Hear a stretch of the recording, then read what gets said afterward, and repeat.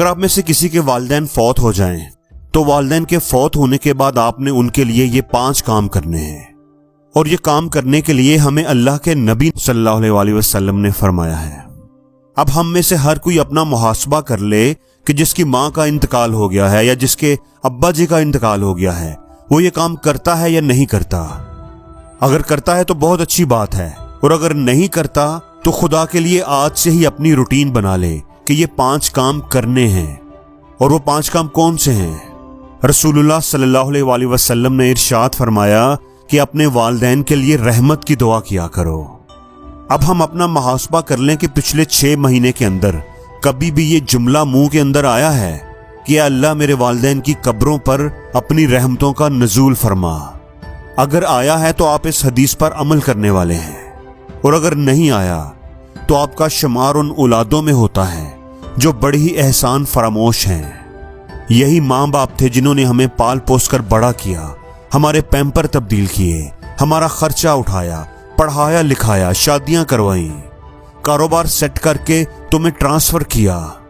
اور اگر کچھ بھی نہ کیا ہو تو ہمیں پیدا کرنا ہی ماں باپ کا اتنا بڑا حق ہے کہ تم ساری زندگی لگے رہو تو وہ حق بھی کبھی پورا نہیں کر سکتے۔ اور بعض بچے تو ایسے ہوتے ہیں کہ والدین کا احسان ماننے کی بجائے کہتے ہیں کہ میرے ماں باپ نے میرے لیے کیا ہی کیا ہے۔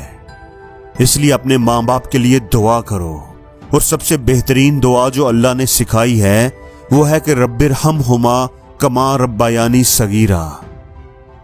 دوسرا ارشاد فرمایا کہ اپنے والدین کے لیے دعائے مغفرت کیا کرو۔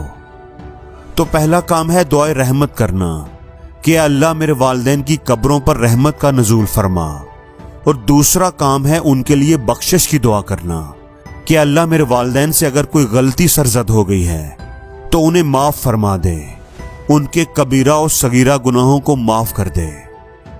تیسرا کام جو والدین کی طرف سے ہمارے ذمہ ہے، جو اللہ کے نبی نے ارشاد فرمایا ہے، وہ یہ ہے کہ ماں باپ نے اپنی زندگی میں جو وعدے کیے ہوئے ہیں، جو ایگریمنٹ کیے ہوئے ہیں، جو عہد کیے ہوئے ہیں، ان کو پورا کرنا بچوں کی ذمہ داری ہے۔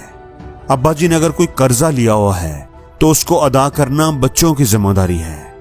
ابا جی نے اگر کسی کے ساتھ کوئی وعدہ کیا ہوا ہے، کوئی کمٹمنٹ کی ہے، کوئی ایگریمنٹ کیا ہوا ہے، تو اسے پورا کرنا ان کی وفات کے بعد اب بچوں کی ذمہ داری ہے۔ اس لیے آپ صلی اللہ علیہ وسلم نے ارشاد فرمایا کہ اپنے والدین کے وعدے پورے کرو۔ اور چوتھا کام ارشاد فرمایا کہ ان دونوں کے دوستوں کی عزت کرنا، یعنی اپنے والدین کے دوستوں کی عزت کیا کرو۔ والد صاحب کے دوست آ جائیں تو بدھو بن کر سیٹ پر بیٹھے مت رہو، بلکہ جیسے کھڑے ہو کر اپنے ابا جی کا ادب کرتے تھے ویسے ہی ادب و احترام کے ساتھ ان کے دوست سے بھی پیش آؤ۔ اب سوچنے کی بات یہ ہے کہ ابا جی کے دوستوں کی عزت کرنے کا حکم ہے، تو ابا جی کے بھائیوں کی کتنی عزت ہوگی؟ بھائی بہن تو دوست سے بھی کہیں بڑھ کر ہوتے ہیں، تو ابا جی کے ابا جی کی کتنی عزت ہوگی؟ ابا جی کی بہنوں کی کتنی عزت کرنی ہوگی؟ تو 5واں حکم اللہ کے نبی نے یہی ارشاد فرمایا کہ اپنے والدین کے رشتہ داروں کے ساتھ صلہ رحمی کرو، یعنی وہ رشتہ دار جو آپ کے ماں باپ کی وجہ سے آپ کے رشتہ دار بنے۔ اگر ماں باپ نہ ہوتے تو یہ رشتہ دار نہ ہوتے۔ اب اس میں چچا بھی آ گئے، پھپھو بھی آ گئی، خالہ بھی آ گئی، ماموں بھی آ گئے۔ اب اگر ابا جی کا انتقال ہو گیا ہے تو اس کا ہرگز یہ مطلب نہیں کہ اب آپ اپنے چچا کو ان کے حال پر چھوڑ دیں، پھپھو کو ان کے حال پر چھوڑ دیں۔ اب یہ جانیں اور ابا جی جانیں، اب ہمارے والدین نہیں رہے تو ہمارا ان کے ساتھ کوئی خاص تعلق بھی نہیں ہے۔ اب میں نے اپنے رشتہ داروں کے ساتھ رشتہ جوڑ کر رکھنا بھی کیا ہے؟ میری اپنی زندگی ہے اور ان کی اپنی زندگی ہے۔ تو ہمارا جو اسلامی کلچر ہے وہ آپ کو یہ کہتا ہے کہ اپنے رشتوں کو جوڑ کر رکھو، چچا سے بھی جوڑو، خالہ سے بھی جوڑو، ماموں سے بھی جوڑو، پھپھو سے بھی جوڑو، بہن اور بھائی کے بچوں سے بھی جوڑو، ہر ایک کی خبر لو، بے حس بن کر، خود غرض بن کر اپنی زندگی نہ گزارتے رہو۔ اس لیے دوستو ہم سب کو چاہیے کہ اگر ہم یہ 5 کام آج سے پہلے نہیں کرتے تھے تو آج سے ہی والدین کے ان 5 کے 5 حقوق کو ادا کرنا اپنی زندگی کا حصہ بنا لیں، ان کو اپنی زندگی میں شامل کر لیں، اپنی روٹین بنا لیں۔ اللہ سے دعا ہے کہ اللہ ہم سب کے والدین پر رحم فرمائے، آمین۔